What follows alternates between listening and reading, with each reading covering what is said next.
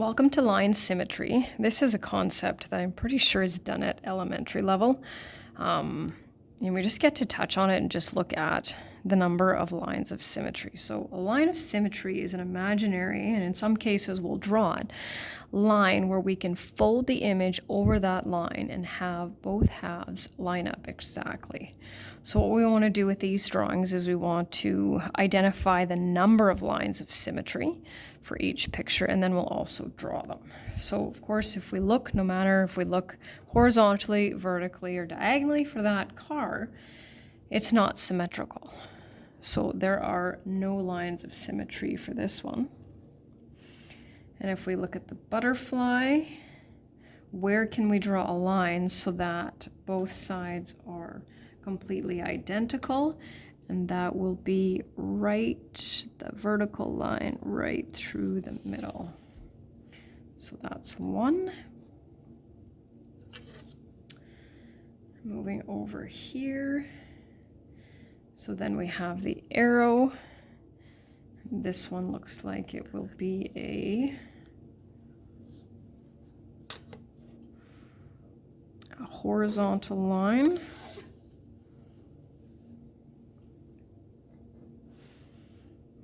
And then just below that, kind of our curved design, I can see that if I draw a vertical line, that it will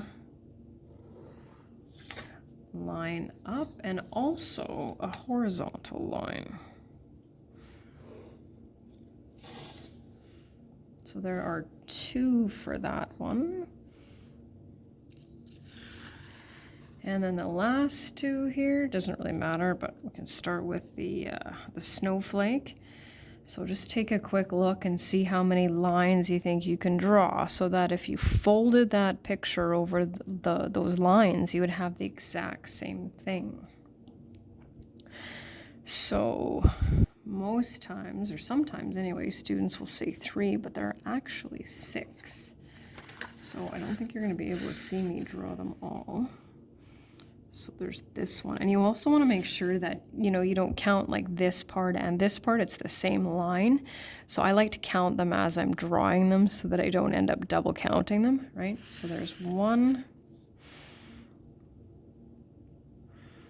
2,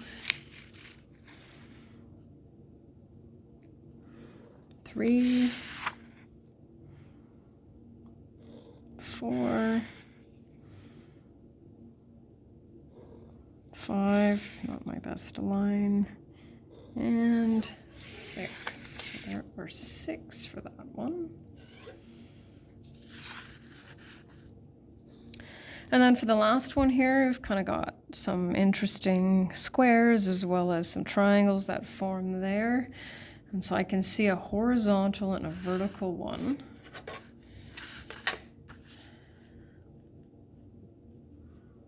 So 1, and 2, and then I'm looking a little closely, I can also see 2 diagonal ones. So that'll be 3 and 4.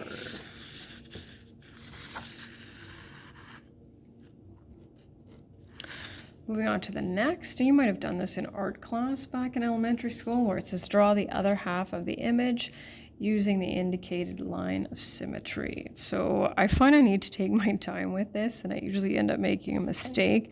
So I like to put my dots there, so I can see I'm 1 over from this side. So I'm going to put my dot here, and then I'll follow the pattern right down 3, and then I'll go back there, over here, and then here.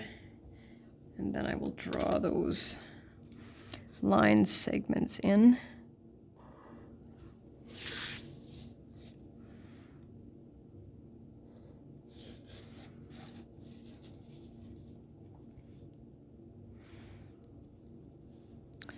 Just having a hard time lining it up.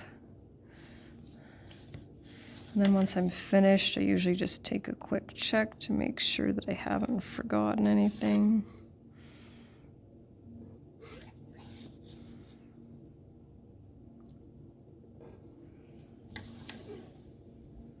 So there's that one. And then this one here. So I'm going to go down 1, 2, 3, 1, 2, 3.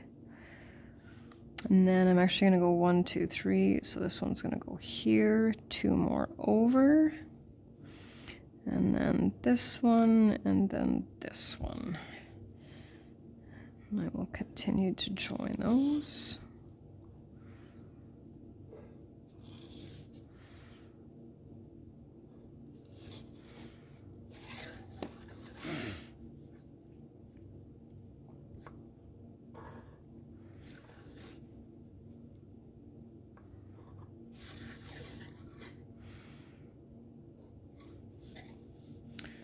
And there we go. I feel like it looks a little like a stingray, that one. And then the last one for this lesson is draw the lines of symmetry in each tessellation. And I can remember when I taught grade 5, 6, we did art, tessellation art. I can remember doing that, and that was kind of fun.